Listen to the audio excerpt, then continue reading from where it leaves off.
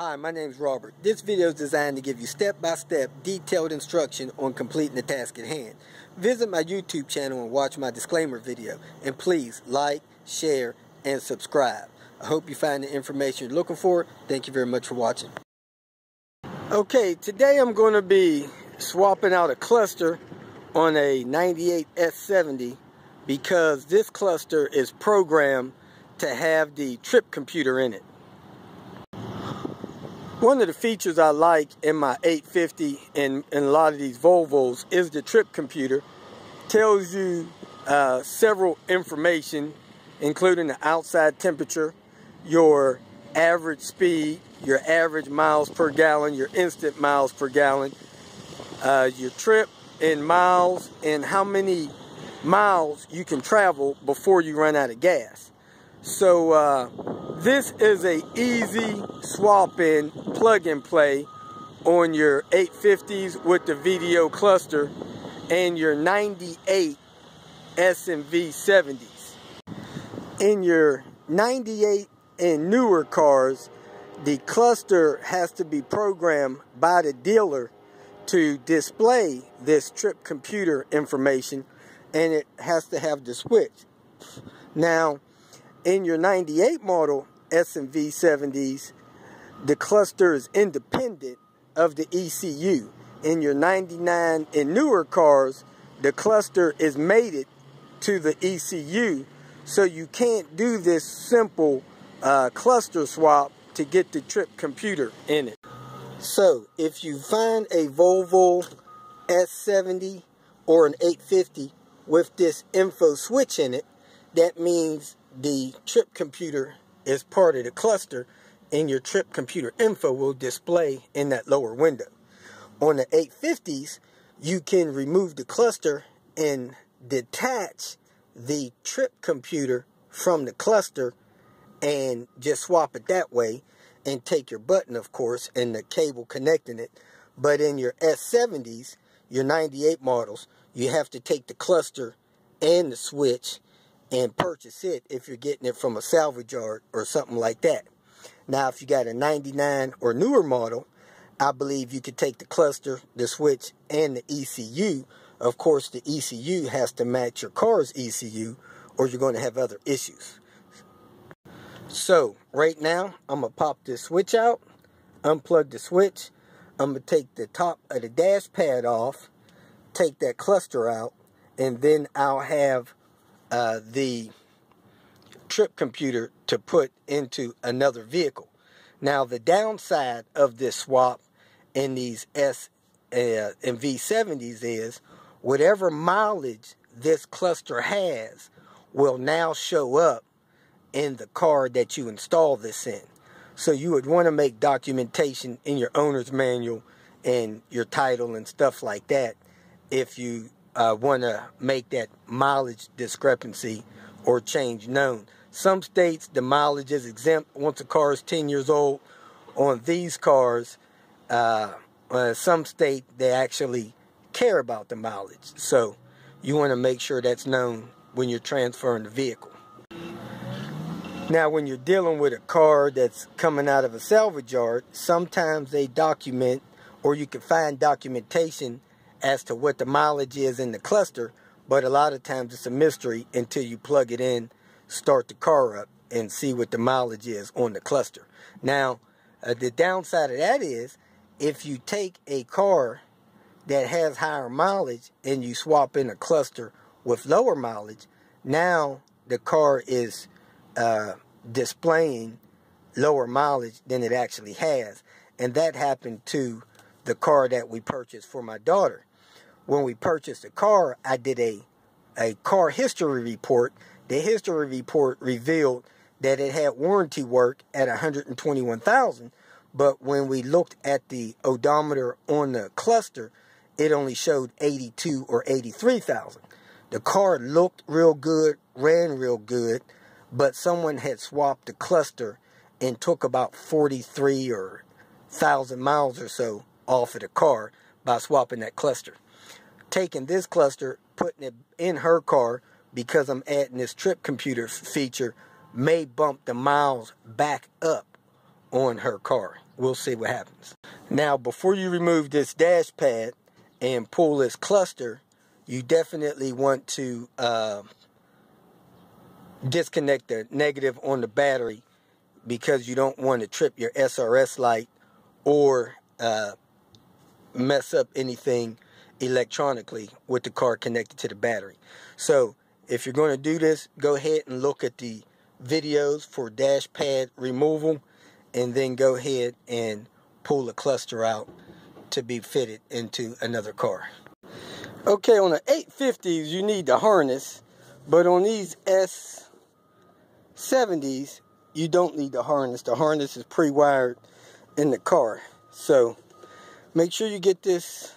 You don't need this box. This box is part of the I believe the electronic door function to unlock and unlock the door. So you could take this off, but you do need the cluster and you do need the switch. So that's what I'm taking with me. This is what the back of a 95 cluster looks like. And newer, it has the green plug-in, and you remove the trip computer by pulling this screw and that screw. And that's what the trip computer looks like for the 95 and newer on the back with the green plug. And that's the front view of it. The switch is a little bit rounded edges. The 94 and 93 one, the switch is a little bit more squared off. And this is what the trip computer looks like out of a 94 model. It, like you see, the switch is a little bit more squared off, and on the back of it, it has a different plug on the back that you can see that will plug into the cluster, not your normal green smooth quick disconnect. Okay, as you can see, this cluster has 146,246 miles. I just reconnected the battery just to get that mileage off of it. But when the car is running, it just shows the temperature. It doesn't have a knob to check the different functions of a trip computer. So I'm going to go ahead and pull this cluster out and replace it with the other cluster. Okay, I pulled the glove box, pulled the screws along the dash, got the dash pad loose. Now I'm going to unsnap the cluster and probably replace the facing on the cluster, because the other cluster that I'm putting in here, the faceplate just looks horrible. Okay, so I unplug those plugs, undo these two latches, and I got a plug on the back of this little box here. Then I can lift this cluster piece out. Okay, here's some evidence that this cluster was swapped into this car. It's got the 8311.5 on it, and then it's got 98 S70 on there. So I think I mentioned that I thought this cluster was put in this car. So I'm gonna go ahead and unclip this faceplate, swap this over to the other cluster. This box there, I think, controls the door locks, and then I'm gonna put the replacement one in. Okay, I swapped all the primary bulbs over, the 4 across the back, and the 2 turn signals, and the 3 in the display, because I knew those bulbs were good in my old display, and I don't have my own meter here to test the bulbs. I plugged all the plugs in, including the one in the back. Again, I have no knowledge of what kind of mileage is on this cluster. Next thing I'm going to do is pop this plug right here, because my connection for this cluster should be right here behind this space to hook up my knob for my trip computer. Okay, I worked the sunroof knob out, put my finger behind this blank, and there is the switch connector for the info knob. So I'm going to plug the info knob in. Hopefully that bulb works as well. Okay, I connected my airbag and my ground strap. I plug my battery in, and it takes a few minutes for this cluster to lock in, and it'll give me the mileage here in a minute. Wow, 241,000 miles that car had. So my mileage jumped 100,000 miles. I'm not sure if I want to try to replace that odometer portion or not. Let me turn the car on and see if my trip meter works. Okay, it appears that my trip meter probably works. When I dial in the temperature, I get the outside temperature. I haven't driven anything yet, so it doesn't have any trip miles on it. It thinks I have 90 miles to empty based on how much fuel I have. Man, that would be crazy if that calibrated that quick. And doesn't have any average fuel consumption, doesn't have any instant, doesn't have any average. So it looks like this is going to work. I'm going to see if I could take the actual mileage cluster out of the old cluster and see if swapping it over would matter. Well, I went on ahead and dissected this cluster that I removed. The faceplate of the miles per hour seemed like it only had a motor to run the thing up. I see no logic board on that. The little thing that has the mileage and the trip mileage only looks like a display, like it's taking reading from the board. I see no logic ability to memorize anything or anything in that. And then that goes the same for the information cluster. It just looks like a display for displaying numbers and things like that. And when I pull the board apart, I see a processor and different things on the board that can retain memory or run programming. And this is a Yaki cluster. I seen Yaki on something in here.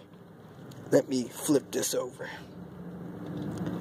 At any rate, I don't think taking anything off of this old board and putting it on the replacement one will do anything for keeping my mileage where it was. So I'm just going to go ahead and fold and take the additional mileage onto the car. There it is. That processor right there says Yazaki. So let me go ahead and see if I could test these lights and go from there. Well, in doing the mod, I got bit by the Volvo plastic. So that piece of plastic shattered. I'll have to go get some plastic cement and try to get that back together. Okay, I'm all done. I documented the change in the back of the owner's manual from 146, 246 to 241, 222. And I also changed the time on the clock. So this car now has a trip computer and another 100,000 miles. But the cluster was probably off about 43,000 miles. So we'll write the subtraction in it then. Because I did document this cluster area down here. I thought it might have been 35,000 miles off. Somewhere between 35 and 40,000 off. So anyway, let me go ahead and run the numbers and put it where I think it is. So running the numbers, my documentation believes that the cluster now shows 54,931 miles more than the car actually has. That's my belief, and we have the trip computer functions that we wanted. If you feel that this information was beneficial, please like it and share it with your social media friends. You can also subscribe to my channel so that you can get notification of future videos that I post. Visit my channel. I have all types of do-it-yourself videos there. You can leave questions here and I'll try to respond to them as quick as possible. You can also visit my website at robertspinner.com. Thanks again for watching.